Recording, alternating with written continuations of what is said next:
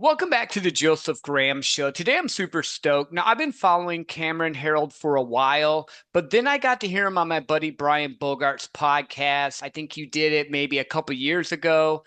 Kind Mhm. of reached out, became friends with Cameron. We've been kind of playing back and forth, but this is the first time we get to actually have a talk. But one of the things I love about you, Cameron, is that you can be successful without having to own your own business. Now, I love people that own their own business and all, but I have a lot of people that listen to this show that maybe are starting a business, have a side business, are a sales professional. Maybe they just want to work their way up in corporate America. But give us a little bit of a background about yourself, who you help, and what you do. I do know that you're an amazing author. You wrote Vivid Vision, Second in Command, and a bunch of other stuff. But in your own words, tell us a little bit more about Sure. who you are. Well, it's interesting. I was speaking to one of my kids the other day. He's 21, running his own company, and I said 97% of humans should never run their own business. They don't have the entrepreneurial DNA. They don't necessarily have the skill set, the risk tolerance. They don't maybe have the connections or the network, or they're not willing to put in that grind. And I think entrepreneurship has sadly become too trendy, too fun, too kind of promoted on social media about look how great everything is. But no entrepreneur will ever share the really hard stories because it harms the business or harms ourselves. So we end up having this kind of glossy view of what entrepreneurship is. But if you ever run your own business, you know it takes an awfully long time to get to the night before you become that overnight success story. So I think a lot of people, though, should be entrepreneurial, right? They should be able to maybe figure out their core unique ability and maybe do that for multiple companies, but they won't necessarily want to build a business around themselves. I actually grew up as an entrepreneur. I ran my first little business venture. I was 7 years old. I did found coat hangers in the neighborhood, collected them from hundreds of homes, and then sold them to a dry cleaner in Winnipeg, Canada. Had negotiated with six different dry cleaners out of the Yellow Pages, and I was only 7 years old doing that. So I grew up with this little weird entrepreneurial mindset. Probably had a dozen different entrepreneurial ventures by the time I was 18. And when I was 20 years old, I had 12 full-time employees working for me already, running a house painting business while I was in second year university. My dad was an entrepreneur, and both sets of grandparents were entrepreneurs. So we really grew up in this family that being told that running our own business was about having free time. So that was really my background and my starting point.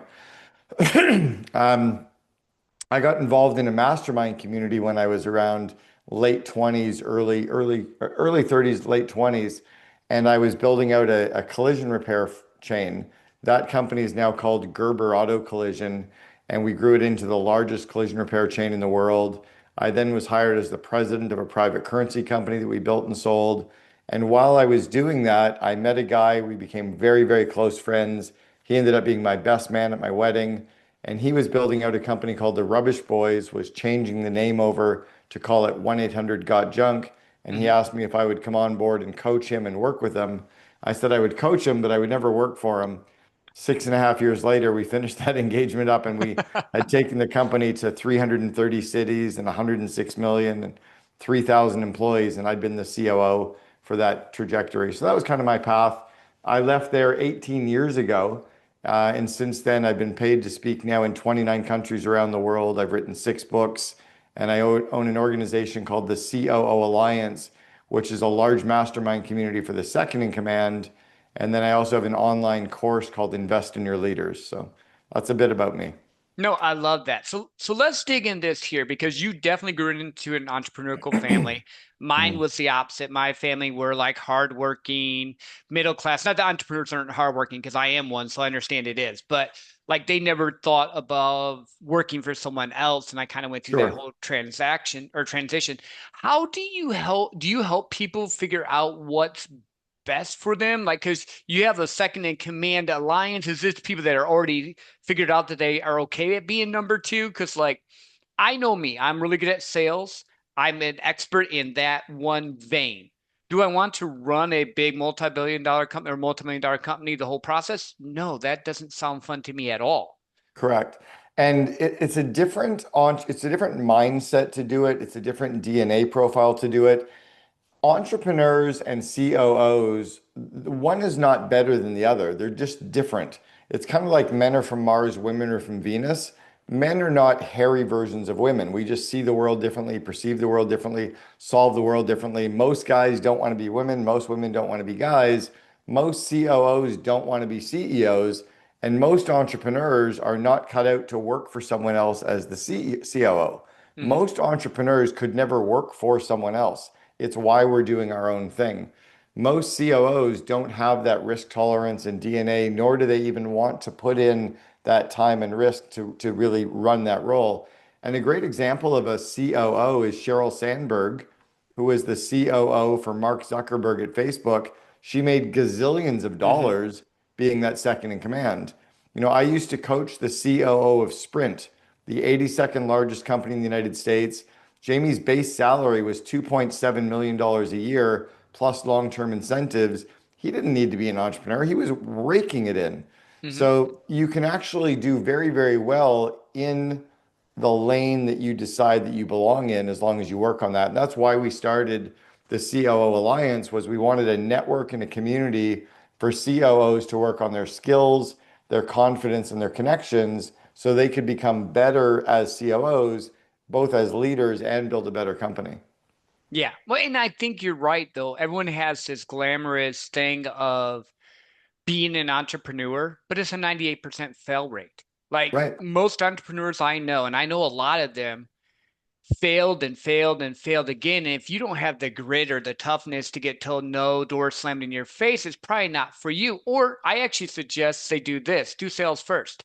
Because you have to kill to Yes. eat. I call it like entrepreneurial light. You don't have the overhead, but a lot of the things you do as an entrepreneur, you have to do. If you're not good in sales, you'll suck as an entrepreneur. And I'll explain why, just like you understand this already, but you're selling employees to come and work for you. You're selling customers to come and sell or buy from you. You're selling bankers to invest or investors to invest, suppliers to work with you. You're selling people to quit great jobs and join a firm that is smaller. You're constantly in sales mode. You're selling your employees to work on projects, work longer, work harder, drive core values. You're always in sales mode. And if you're not good at that, you'll never be successful as an entrepreneur. The second thing that you mentioned, and it's really intriguing, most very, very good students, like the A students, the top of the class students, are really bad as entrepreneurs because they've never dealt with the adversity. Now, they've worked hard and studied hard, but because they were always succeeding, they don't know how to deal with failure. I was the exact opposite. I failed at every class. I got terrible grades in school, terrible grades in high school, terrible grades in college, had to basically cheat or find the cheat sheets or get people to write my exams for me. My grades in high school were mid 60%, same Hmm. with university. So I was used to failing. I would try as hard as I could, study as hard as I could, and I'd get a C minus. So for me, failure was just called Tuesday. Yep. But if you're used to getting A's on everything, and then you're getting no, you're hearing no, you're getting no, you tend to give up or you start to doubt yourself.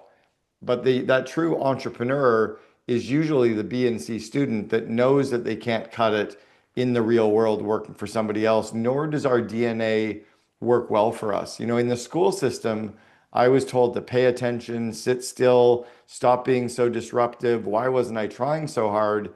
Meanwhile, I was extraordinarily bored. I didn't know why the teacher was going so slow. There were 17 other things I was interested in, and I was already running a little business. Hmm.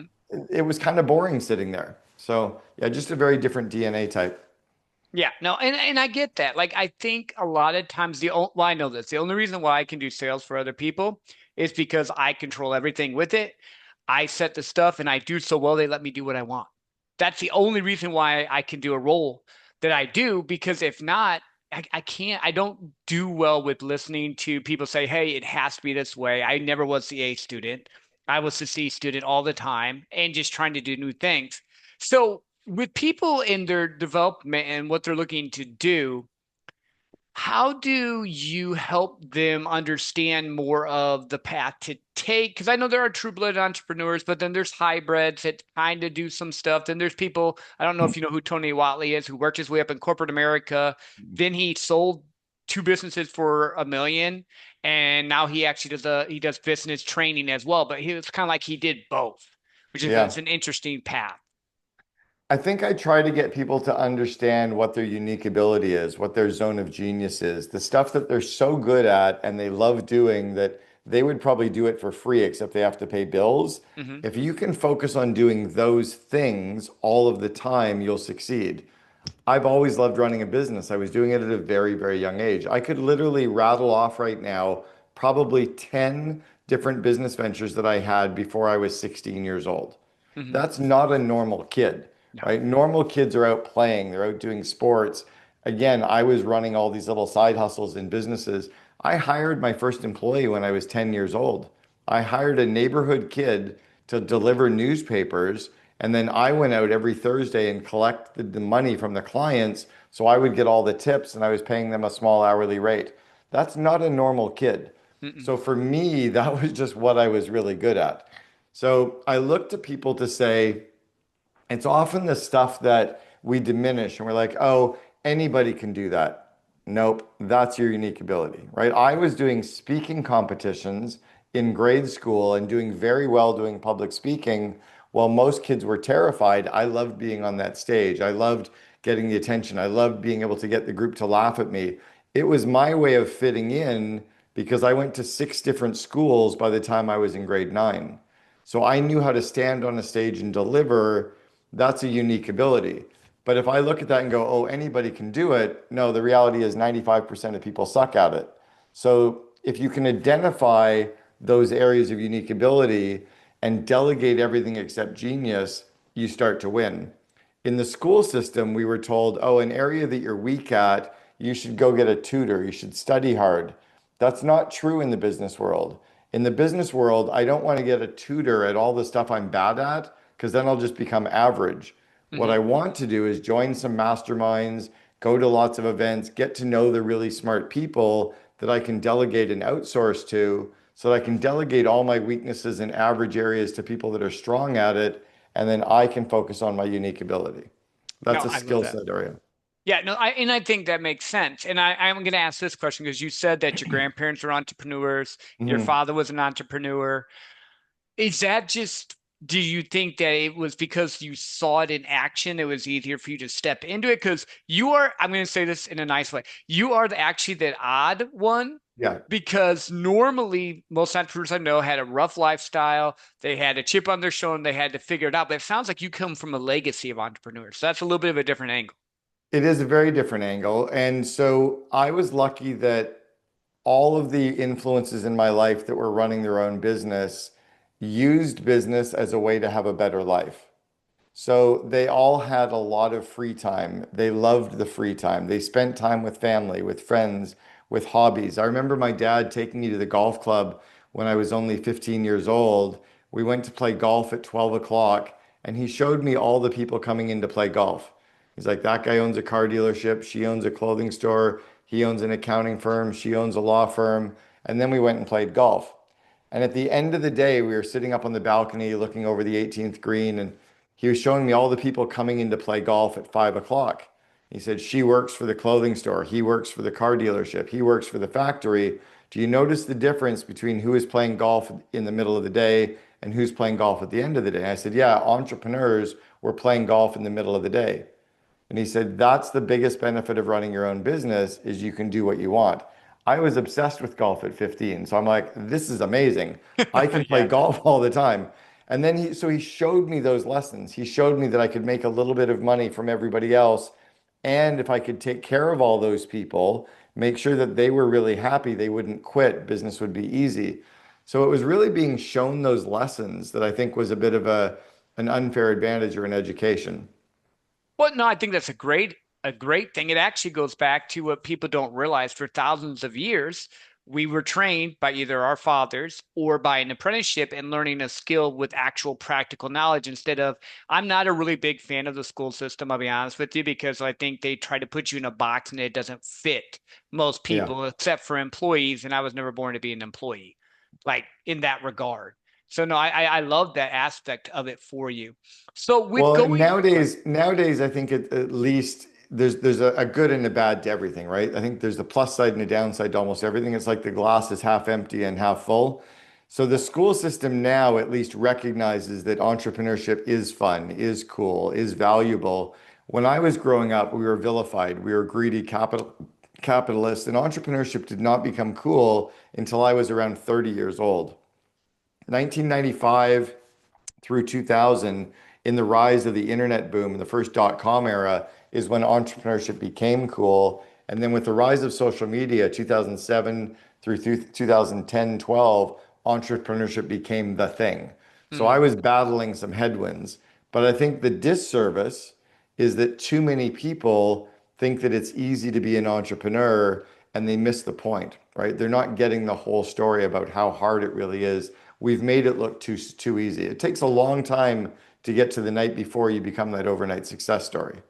Yeah, because you've had failure after failure. You said you had 10 businesses before you were 16, if I heard you right. So that Yeah, like means I did you, comic book arbitrage. I had a yeah. newspaper business where I hired kids. I had a lawn cutting company. I collected golf balls from the ponds at the golf course and sold them out. Like I was like venture after venture. I did recycling of copper and brass that I got from different automotive shops, and I got my dad to drive me to recycling places. All of these little entrepreneurial, I sold license plate protectors door to door. So I was learning from all of these little business ventures, and I took those lessons and brought them in. But you mentioned sales. I remember doing door-to-door sales at 9 years old where I was handling objections. I remember one guy selling license plate protectors, and he's like, "No, I don't really need one." And I said, "Really? The license plate on your back of your car is all bent. Come and look with me." And of Hmm. course, he's going to kind of humor the 9-year-old kid. And Yep. he goes out and he sees it and he's like, "Yeah, I guess I'll buy one." And I said, "Yeah, but you have a front license plate too." And he goes, "Oh, okay, I'll take two." And I said, "And you've got your wife's car." And he starts laughing. He goes, "How old are you?" I'm like, "I'm 9." But that lesson, right, of Yep. selling multiple things to one customer, that no only means no in the bedroom. Hmm. I learned all these lessons at a very young age, and then I took those with me into the business world. Yeah. Well, and so I'm going to ask this because you touched on it a couple of times. It's a lot harder than what people perceive it to be. Because again, they only see the overnight success. They don't see the late Yeah, nights, the failures and all. How many businesses have you done that you had to close that didn't work? only one. I've had a lot of businesses where we failed along the way and failures, even in building 1-800 Got Junk. The only one I had to close, I closed about a year and a half ago. I'd started an online mastermind community called the Op Spot, which was an online community for people in operations roles. Could still be very successful if somebody wanted to hyper focus on just that, Hmm. but it was taking away from my COO Alliance. It was taking away from my Invest in Your Leaders course. It was taking away from my group coaching. I had other things that were higher ticket, that were easier to sell, that were already scaling, and Hmm. it was a distraction from that. So even though it was up and it was running and it was cash flow positive, it was a distraction. So we shut it down after 12 months.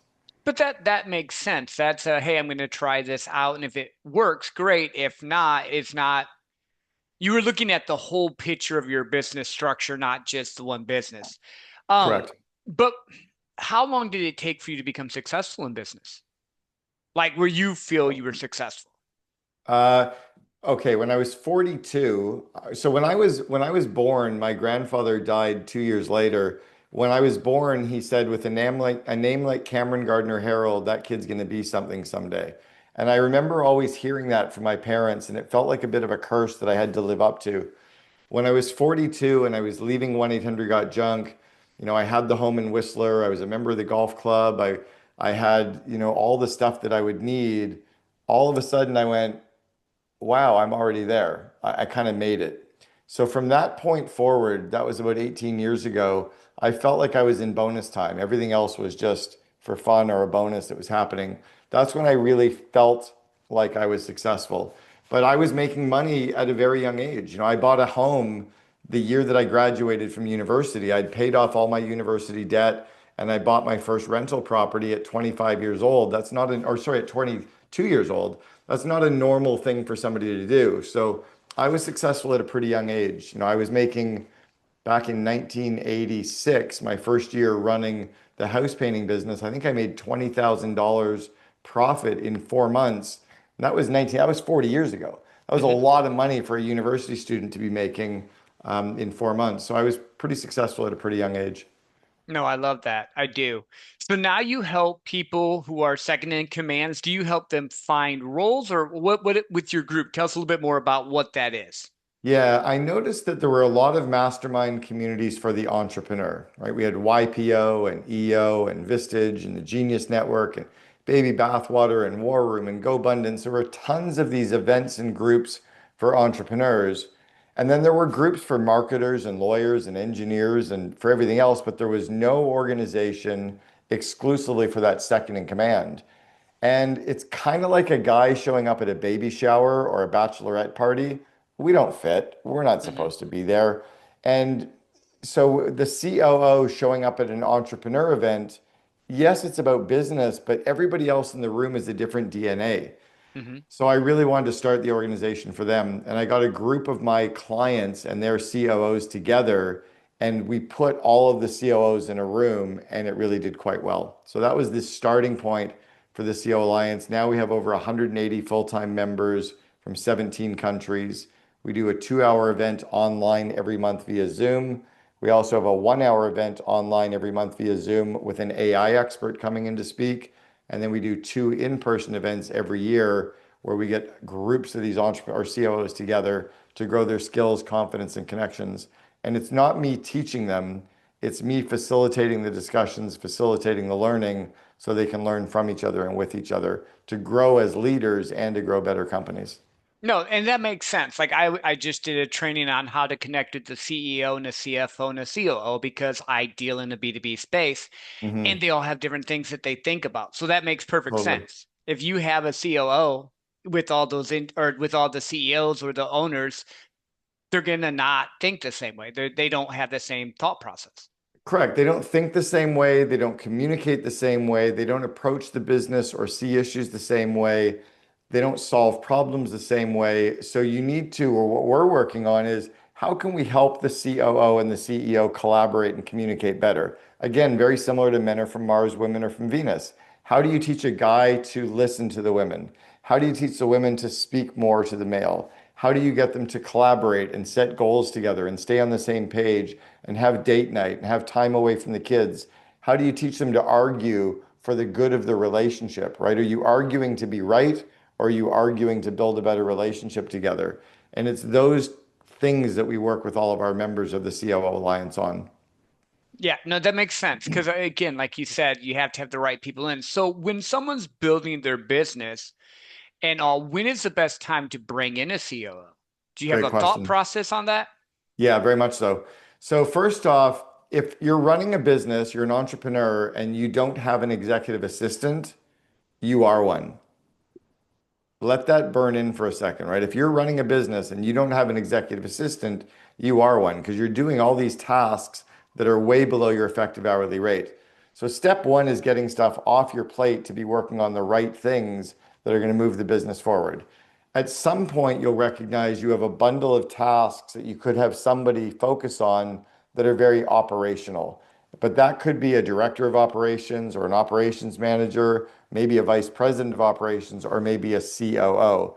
Don't put a big title on a role that have roles and responsibilities that are below that pay grade. A true C-level person, whether it's a COO, a CFO, a CMO, CTO, whatever it might be, a true chief something officer is going to be operating with a level of strategic insight where they usually come into the role to tell you what has to happen. They can operate with a level of autonomy where they can come into the role and do the work day to day. They don't need you managing them and holding them accountable. They also tend to bring in a lot of P&L responsibility and budgeting acumen where they can actually manage the finances part of the business for you or with you. They usually come with employees and partners and suppliers that follow them like the Pied Piper to the next new company that they go to. Um, and they have a level of strategic insight where they can see the business from a different lens that is something that is really powerful for the CEO. So, based on those things and based on what you need them to get done and based on the pay that you're giving them, that's where you put the proper title in place. Now, the time that you're going to look to bring one of these in is when you're overwhelmed in the business, where you don't have time to work on all the opportunities, or when you're working on lots of stuff that are maybe within your pay grade, but it's the stuff that drains you. You're not that great at. Maybe you don't have fun doing it, and you could find somebody who loves that part of the business for you. So those are some of the reasons why you'll bring in a true, second in command into the organization. It's why I called my newest of its 6 books the second in command instead of the COO, is it's really title determinant is based on all of those things I just mentioned. hmm No, and I like that because as entrepreneurs, we do need someone that we can bounce stuff off that will tell us, hey, yeah, Cameron, I like the idea, but we can't pay for that in this aspect. We need to figure it out because if you don't, we have the super risk factor. Sometimes you need that guiding insight or, like you said, strategic value of, well, we can, but let's try it this way. I loved how you Yeah. set that up. Good. I want to speak to the pay component for a second because you just mentioned we can't really afford to pay for that yet. A lot of entrepreneurs get worried. Let's say you're hiring somebody and it's $240,000 a year to get a vice president operations. So a real good VP ops, 240K, which is about the benchmark for a VP level operations person. You're not giving them $240,000 tomorrow. It's $20,000 a month for 12 hmm months. So 20,000 is not as scary. And it's not $20,000 today, it's $10,000 every 2 weeks. So $10,000 isn't even that scary because I'll bet you in a 2 week period, they can save your company or make your company at least $10,000 to hit break even. hmm After a few payroll periods, they're probably making 3 or 4 times that, which is now paying for themselves times over. So don't get worried about the big annual nut that you have to cover because they're going to be creating value over that period of time. The goal should be that they can create 3 to 4 times their annual compensation in gross margin for your company. So if you're going to pay somebody $250,000 a year, they should be able to generate $750,000 to $1 million in incremental gross margin, which easily helps pay for themselves and helps to actually get the flywheel moving in your company. Yeah, no, that makes sense. And I think the other problem that sometimes founders, owners, CEO have is giving away, for lack of better words, power or trusting someone else to take over their baby because they Yes, built it up to that point. How do you help entrepreneurs with that, or that's just a side I question? do. Oh, cool. No, So, I very much do. And I also teach the COOs how to try to take more off the CEO's plate to free up the CEO to work in their unique ability, right? How do we take stuff off that entrepreneur's plate to allow them to be in their zone of genius? For the most part, entrepreneurs tend to get a little bit dirty or a little bit worried because they're not sure the person has the skills yet, which means we need to train them to become better at interviewing and doing reference checks so they know more about that COO early on before they hire them. The CEO often gets on a different page from the COO because they don't know how to do the weekly same page meetings or the weekly one-on-one meetings. So we have to teach them how to actually stay on the same page with that CEO that they're working with. And then lastly, the entrepreneur often gets worried about, well, if I delegate all these things, what's my job? mhm. Well, we have to sit down with you to figure out what are the core things you could be working on now? What are the core areas of the business that will move the business forward? And if we can keep you focused on your business areas, you won't practice what I call seagull management, where you kind of swoop in, you shit all over everybody because you're bored, and then you fly away, Yep. leaving that little bit of a mess, right? It's usually because you're kind of bored. I was coaching a CEO of a company a few years ago. I still coach him today, but this was about 3 years ago. His name is Jason Hennessy from Hennessy Digital, a great SEO agency, about 120 employees, clients from all over North America. And he goes, the business is going so well right now. I figure like I need to go break some stuff. I'm Mhm. like, no, don't go break some stuff. Let's give you some core projects to move. But he was just bored. He just didn't know what else to do. Yeah. Well, and that's funny. I heard Alex Sharfin say this once. If you're the putting out fires in your business all the time, you're probably the arsonist. And I think that's true. We get to the point where we still need to feel like we can do things. But it goes back to your point, Cameron, of being in your zone of genius, being in what it is that you flow well in, and then trusting that the person you hired to help with your company can fulfill what they need to do. Exactly. It's funny you mentioned Alex Sharfin. Alex and I have both invested in being members of the same mastermind community twice, two different masterminds where we would sit beside each other learning how to uplevel our skills. So here's two guys running very high level masterminds, coaching very high level firms, and yet we are still investing in our growth, right? We definitely drink our own Kool-Aid.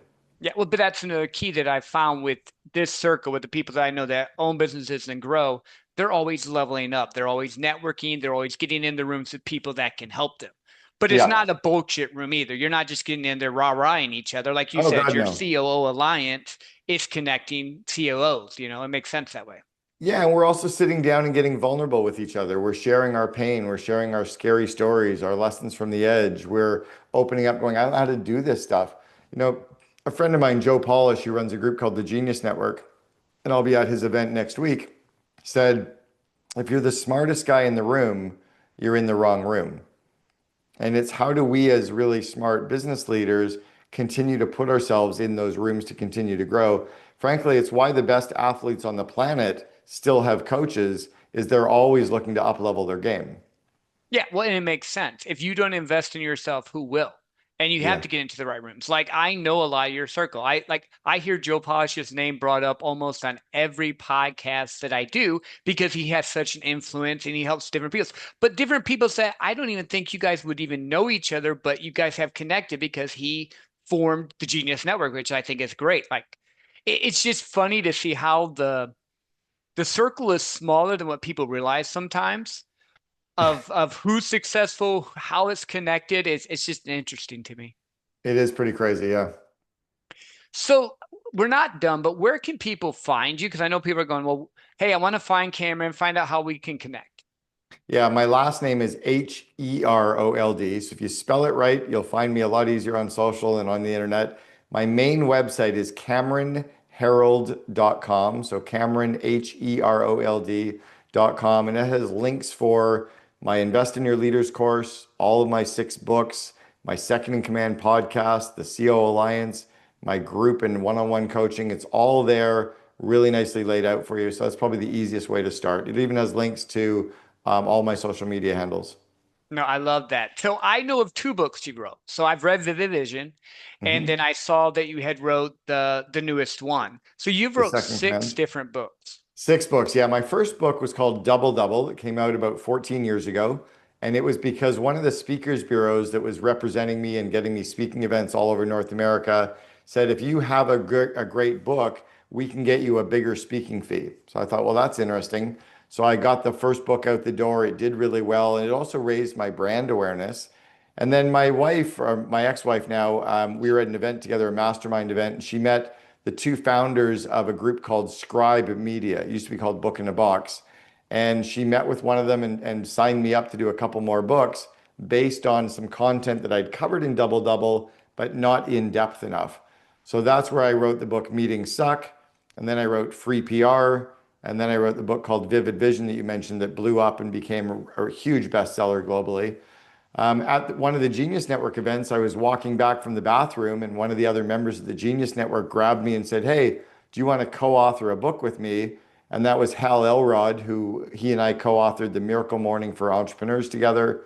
And then I just did the book, The Second in Command. So yeah, I've written 6 books now.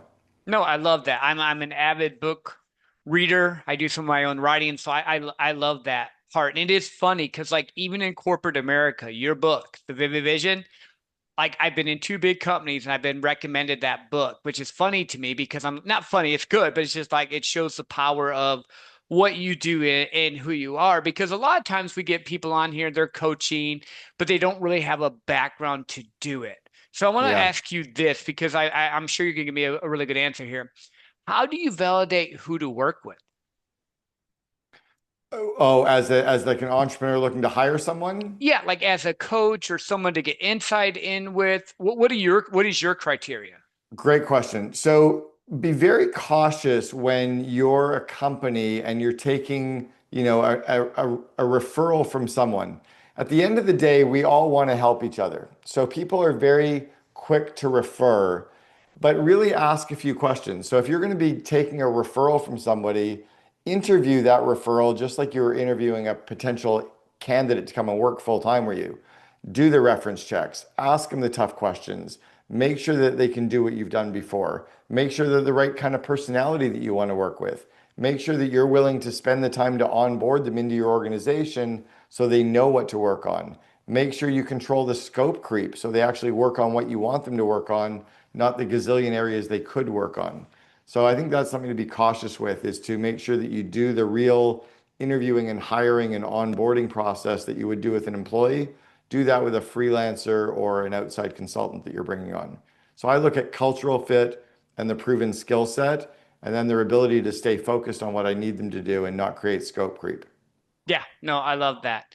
I know we've talked about a lot of stuff, but I always like to ask this question. Is there anything with CLOs, with what you're doing with entrepreneur salespeople that we haven't touched base on that you wanted to talk about?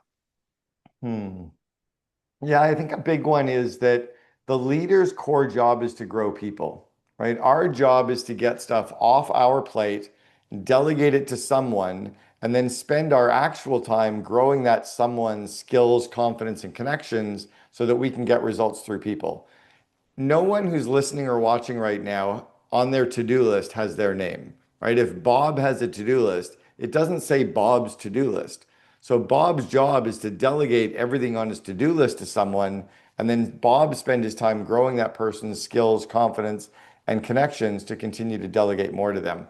I think that's something to really focus on is our job as leaders is to grow people. Frankly, it's one of the core reasons why I launched the Invest in Your Leaders course. You go to investinyourleaders.com. It has the 12 core skills that every business leader and manager needs to be good at to actually get more done with less people faster. And if you are in a business and you're in any kind of a role and you hear people often saying we need to hire more people, it's usually because that manager doesn't have the skills to actually scale the organization. So they think that the answer to everything is hire more people, and that's rarely the answer to the problem. No, I love that. That makes a lot of sense.